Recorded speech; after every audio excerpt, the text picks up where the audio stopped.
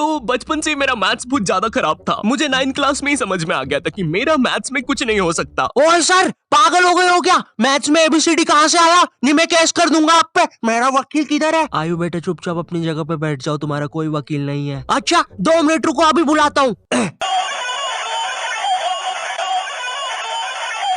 कर दिया मैंने मैसेज, आ रहा है। तुम नहीं, तुम मुझे कभी नहीं पकड़ सकते। अरे लेकिन मैंने तो मजाक किया था, ये तो सच में ही भाग गए। सर भी फूट गया होगा रे खिड़की से। मैथ्स पर मुझे बचपन से ही भरोसा नहीं था। एक बार 5th क्लास में मैंने 9 का टेबल रटा था, 9 घंटे लगा के। अगले दिन स्कूल गया तो एक एबला बच्चा आके मुझे 9 का टेबल लिखने की ट्रिक बता रहा है। भाई 9 का टेबल कौन याद करता है यार? तू ऐसे लिख सकता है 9 8 7 6 5 4 3 2 1 1 2 3 4 5 6 7 8 9। माँ कसम बता रहा हूँ, उस टाइम वो बच्चा बस मुझे 9 का टेबल लिखने की ट्रिक बता रहा था, लेकिन न जाने क्यों उस टाइम वो मुझे मेरे 9 घंटे की मेहनत पे मूतता हुआ नजर आ रहा था। अरे 9 का टेबल कौन याद करता है? इससे तो 9 घंटे में स्टार उत्सव पे शाकला का बूम बूम देख लेता। मैंने मैथ्स अकेले पढ़ना ही छोड़ दिया, ग्रुप स्टडीज ही करता था फिर मैं। और ग्रुप स्टडीज ना उन बच्चों के लिए होती है जिन्हें पता होता है कि कौन सा चैप्टर कैसे करना है। ये बच्चे ना अलग ही होते हैं। इनकी कॉपी में मोर का पंख होता है, मोर की कॉपी में इनका पंख होता है। इन्हें पता है कि इन चीजों का हमारे जीवन में क्या उपयोग है। ये लोग अपने सबसे क्लोज दोस्त को भी पूरा नाम लेके बुलाते हैं। युवराज राजेश पाटीदार, इधर आओ।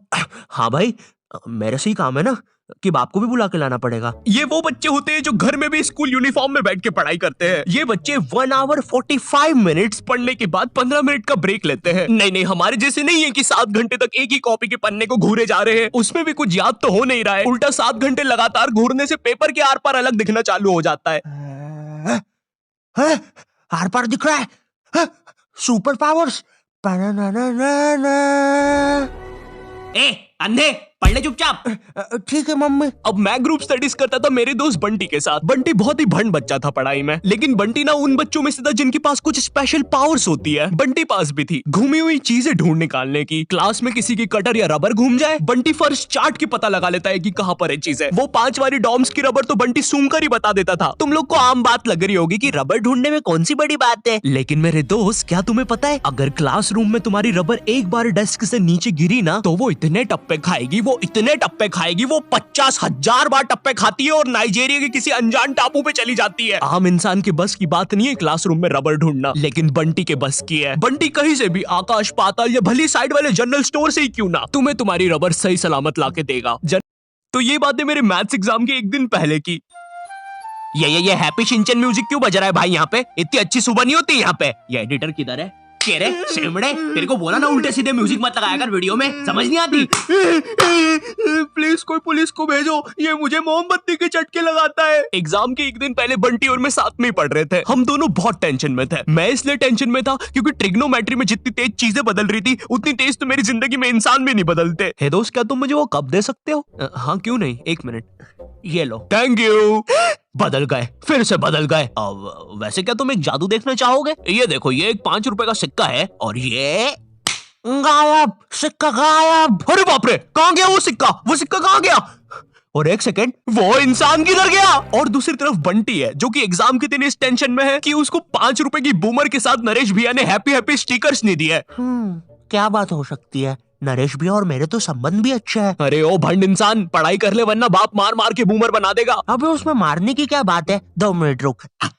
ले, बन गया बूमर। और बाप मेरा कुछ भी नहीं कर सकता। अभी बर्थडे पे साइकिल दिला रहे हैं, उनकी साइकिल पे बैठ के उनका ही घर छोड़ के भाग जाऊंगा।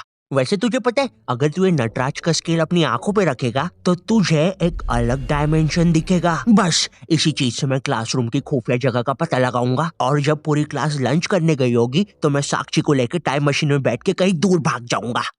अच्छा, हाँ अच्छा जी। हाँ, एक बार और बोला तो तेरा मुंह तोड़ दूंगा। अच्छा 1 सेकंड, टाइम मशीन मतलब time travel, time theory, Albert Einstein और स्टीफन हॉकिंग्स को जानता है तू? नहीं तो। अच्छा है, वो लोग भी तुझे नहीं जानते, वरना ये सुनने के बाद तो वो इसी नटराज के स्केल से तेरी नाभि पे इतने चमेट बजाते ना। हैं? बस चमेट बजाते? अल्बर्ट, अगर मैं वहाँ पे होता तो उस बच्चे की स्पीड ब्रेकर जैसी नाभि पे अपनी साइकिल का पहिया चढ़ा देता। हाँ, और मैं होता तो अपनी इक्वेशन E=mc² में से E और स्क्वायर हटा के उस बच्चे को MC बोल देता।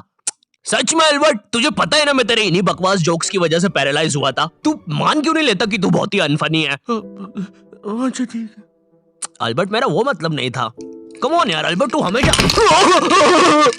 अल्बर्ट सांस नहीं आ रही भाई, उठा दे प्लीज। मुझे समझ में आ गया था कि बंटी और मेरे बस का नहीं है मैथ्स, इसलिए मैंने अपने एक और दोस्त राजू को फोन लगाया। राजू ना मेरी जिंदगी का डेकी सुकी था, मतलब वो बस मेरी जिंदगी के पढ़ाई या होमवर्क वाले एपिसोड्स में आता था, बस इसके अलावा हम एक दूसरे के बारे में कुछ नहीं जानते थे। राजू और मेरी कॉल पर बात हुई। Hello hello Raju, hello hello, आवाज आ रही है? राजू, हाँ वो राजू बेटे एक पराठा खाएगा कि दो?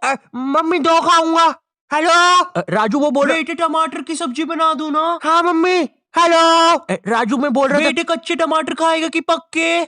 कच्चे मम्मी। राजू बेटे लेकिन पक्के भी तो खाने चाहिए। फिर पक्के बना दो। दो सब्जी मैं नहीं बनाऊंगी। राजू ने मुझे कॉल पर बताया कि उसकी मम्मी पापा रात में किसी काम से बाहर जा रहे हैं, तो हम रात में उसके घर पढ़ने आ सकते हैं। अब देखो, मैंने और बंटी ने आज तक किसी दूसरे के घर या खुद के घर पर भी रात में कभी पढ़ाई नहीं की थी। भाई हमको पता ही नहीं था कि ऐसा भी कर सकते हैं। हम उतने विकसित ही नहीं थे तब। बंदर के जाने अदरक का स्वाद वाली कहावत हो रही थी हमारे साथ।